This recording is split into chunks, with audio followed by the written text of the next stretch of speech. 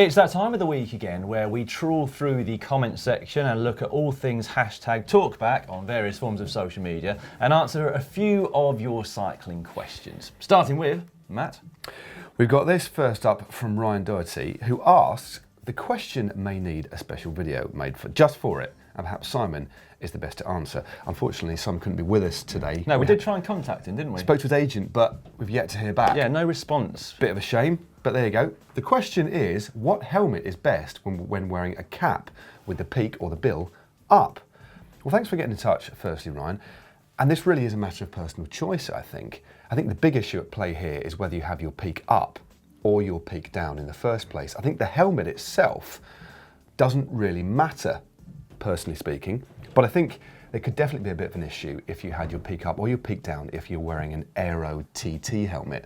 I think there may be a big problem there. Especially if you've got a visor on the front of it. That would look very weird indeed, wouldn't it? Yeah, definitely. Well, in relation to myself, my personal choice, I generally would wear a vented helmet with the peak down, but never ever up. No. Well, I actually don't use cycling caps all that much. That might change given my current hairstyle to keep my head warmer. This year. But again, no preference in terms of the normal road helmets in terms of which one I would use to have a cap underneath. Anyway, for a little bit more on this very delicate matter, watch this. How to wear your helmet like a pro. Peak up. Our very own Simon Richardson is an exponent of this particular look, and that's despite his constant pursuit of marginal aerodynamic efficiencies. Because let's face it, it flies in the face of any rational aerodynamic thinking. Is it just a matter of style over substance? But to be fair to Simon, there are quite a few other pro riders who have adopted this particular style. Sylvain Chavanel, Bradley Wiggins, and Philippe Gilbert. Next up, we have this question from Kenji Shinomori over on Twitter. #talkback, I am new to cycling. My rectus femoris, I think, gets hurt and sore quite quickly. How long will it take to strengthen the muscle? Over to our doctor in residence, Dr. Dan Lloyd.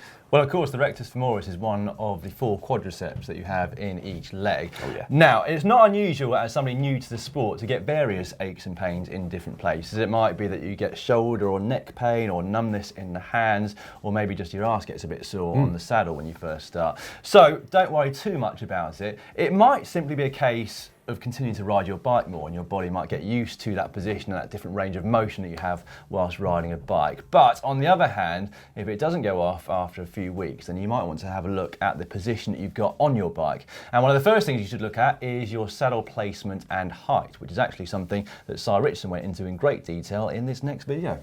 Check this out. Then it's a case of using a plumb line.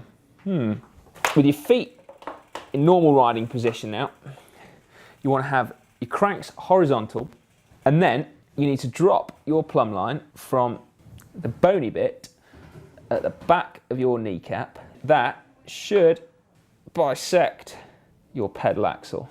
Time now for the rapid fire round. First up, we have this from Paul Brown. What's your position on listening to music while training? Health and safety risk, or improves motivation and performance? For me, I don't listen to music when I'm out on the road. I do think it's a little bit dangerous. I think it's important that you should always listen to traffic around you. But that said, when I'm on the home trainer, even when I'm on Zwift, I always listen to music because I think it really does help with motivation. Yeah, I'm of the same opinion as Matt, really, although I have used headphones a couple of times whilst riding with Matt for obvious reasons. But in all seriousness, you can now get bone conducting headphones. If you really want to listen to music, you can do so without obstructing your hearing in general out on the open road, which really is a great idea.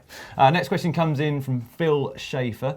Watched hundreds of GCN videos and I've read countless articles. Have to ask, what is your post-ride routine? Because apparently I should immediately remove my shorts and shower to prevent saddle sores, wash my bike to prevent rust, stretch my muscles, have a recovery snack, wash my cycling gear, and all while soaking in an ice bath. The post-ride routine is longer than the ride. Well, we hear your pain, Phil. You want to prioritise things. So I used to quite often make my recovery drink before I went out on the ride. Then I'd dump my bike in the garage, I'd go straight to the fridge, get my recovery drink and start sipping on that as I went to the shower and got changed and showered and then finished it just afterwards. And whether or not I cleaned my bike just depended on how bad the ride was and also how bad I was feeling after my training ride. I know this is a rapid fire round, but I'm going to give you my post-ride routine from Saturday. Okay. I was so tired, came back in, put my bike out the back, went upstairs, took all my clothes off, put my Spider-Man dressing gown on, went and made a cup of coffee and watched the telly. Oh, nice. What a great routine. I just needed a coffee. Well, actually, I took my wallet out, to go to a cafe. No, I didn't. I forgot my wallet, sorry, on the ride. So I had to have one when I got home. But no, get into a good routine if you can. Rapid fire round this week. Tom White asks, hey GCN, I have a question for you. Where does my tyre pressure go? What makes my tyres lose pressure over time? And how often should I check my PSI? Oh, and can Matt wear the glasses to explain? Well, this is a very good question. If you're using normal rubber tubes, over time, the air can actually leak out. So if you're using latex tubes, they can leak out even quicker because, believe it or not, tyres are actually porous. But you've got some really interesting stats on this, haven't you, Dan? Yeah, like I said, butyl tubes don't leak air quite as much. You can often leave them months and they've still got decent air pressure, but latex does. Now, you don't see many latex inner tubes, but most tubular tyres have a latex inner tube attached inside. So actually, for a race like Paris-Roubaix, where they want a very specific tyre pressure for the key moments of the race, which come in the last 100 Ks, they'll actually calculate how much pressure they're going to lose in the first 160 Ks over around about 4 hours to make sure that they then get to the Arenberg Forest with the optimal tyre pressure. And that information, as far as I'm aware, is top secret. The teams will not want you to find out what that information is. Where are you looking? Sorry. Next up, Paul Hickford. On longer rides, I get a bit of an ache in the bottom of my neck, top of my back, especially if I look down. Does this mean something is wrong with my bike fit, or can you suggest exercise or stretches to improve my neck muscles?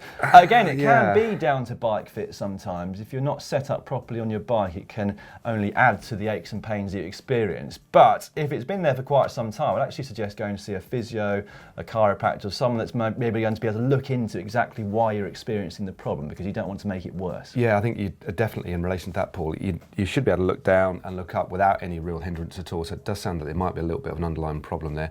My favourite question of the rapid fire round, which has slowed down somewhat this week, Not really a question, is it? It's just more of a statement from Rob Chastian. Wow, Dan, your wig is really lifelike. Yeah, not anymore. It's all come off.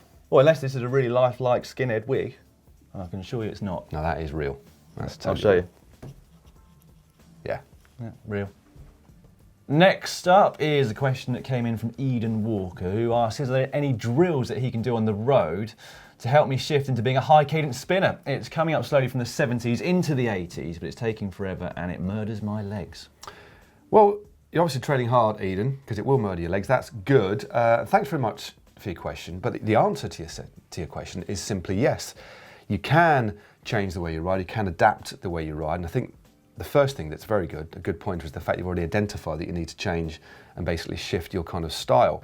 Because if you're constantly riding at a particularly low RPM, although sort of 7 to 80 isn't that low, you can get into a little bit of a rut, and actually increasing your ability to ride at high cadence, depending on what you want to do as a bike rider, whether you want to ride sportifs. I think, importantly, if you're going to dip your toe into bike racing, looking at spinning a higher gear is definitely a boon, because what will help you do is adapt to changes in speed in races, which is a really key factor. Yeah, it's a really interesting one, cadence, isn't it? Because you do see the likes of Chris Froome at a very high cadence. It's very tempting to copy him. However, he's riding at a much higher power than mere mortals like you and I can do. And so our optimal cadence may well be a fair bit lower than someone like Chris Froome's. And that goes right through to track sprinters who, of course, put out close to 2,000 watts or above, and they're spinning very, very fast indeed. So it might be that if your FTP, for example, is only 200 watts, that 70s, 80s in terms of cadence is actually quite efficient. However, what the pros also say is that spinning during races does mean that they get less muscle fatigue. Again, though, very few of us are spending as much time on our bikes racing as the pros are. So it's something you've got to look into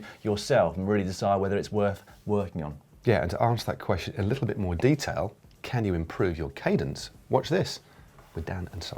The question is, what should you do though? Can you improve your cadence? Firstly though, let it be said that there is no ideal pedalling style or cadence. In fact, you only have to look through the great champions of the sport, past and present, to reveal quite a big spectrum. And if we take the modern day as an example, two of the best current Grand Tour riders, Nairo Quintana and Chris Froome, they are complete opposite ends of the cadence range. And finally, we have this question from somebody called Sir Hef in the comments section. Thanks for getting in touch, Sir Hef. What's a better way of getting a better FTP, so functional threshold power? Training at an unsustainable high watt amount, but for progressively increasing the time you can sustain that watt amount for, or riding at sweet spot? Another cracking question. Yeah, it is a very good question indeed. And again, it's going to depend a little bit on how much time you have available to ride your bike each week and month. Because there are two different thoughts from coaches and riders. One, that you try and raise the ceiling above your FTP, so kind of VO2 max level, and try and pull the FTP up with it, or doing stuff below it, like sweet spot and tempo, and trying to push the FTP up. Now, the problem with doing stuff above FTP, and even on it, it is very potent, but it's also very demanding, which makes it difficult to do on back-to-back days. Whereas with Sweet Spot, it's slightly less demanding on your body, but still leads to great improvements. But it does mean that you can do it on back-to-back days, which might be why you get those improvements, because you can stress your body a little bit more each week than you can do if you're doing very, very high-end intervals. Now, on another session, which I know you did as a pro, which is pretty much a combination of both the sessions you've talked about, is called over-under training, where basically within a ride there'll be set periods of time where you ride above threshold for say 3 or 4 minutes, for example, 2-3 minutes, and then you start to ride just below threshold for another couple of minutes, then move up back into threshold and back down again. And you might do kind of 5 reps before you have a rest. They are very, very potent indeed, but very, very, very effective. Yep, now this next video might give you some ideas as well. It's how to improve your FTP. It can be better when it comes to improving your FTP than threshold intervals themselves. Getting your body to work at exactly that intensity will hopefully see it adapt and improve. Of course, you can't do efforts at this level every day of the week, but doing 2 20-minute intervals or 2 30-minute intervals a couple times a week will do you a world of good. Well, thanks for all of your questions. That's it for another week. Well, in fact, Dan, that's it for another year. That's it for 2016. That was the last Ask GCN Anything for 2016. Yeah, the next episode will of course be in 2017. Thanks to all of you who have contributed by leaving us your questions. Don't forget to keep doing it so that we've got some to answer in 2017 in the comment section down below, and also on various forms of social media using the hashtag #TalkBack. Now, Global Cycling Network really is the go-to place for all of your road cycling needs. So if you haven't already subscribed, it's absolutely free. Click on the globe. Yeah, we've got a couple more videos to throw to now, the first of which is in the top corner up there. More on Cadence, actually. It is Froome versus Quintana. What's the best Cadence for myself and Cy? Both very, very different indeed. Or, for our tour of Swift headquarters, you can click just down there.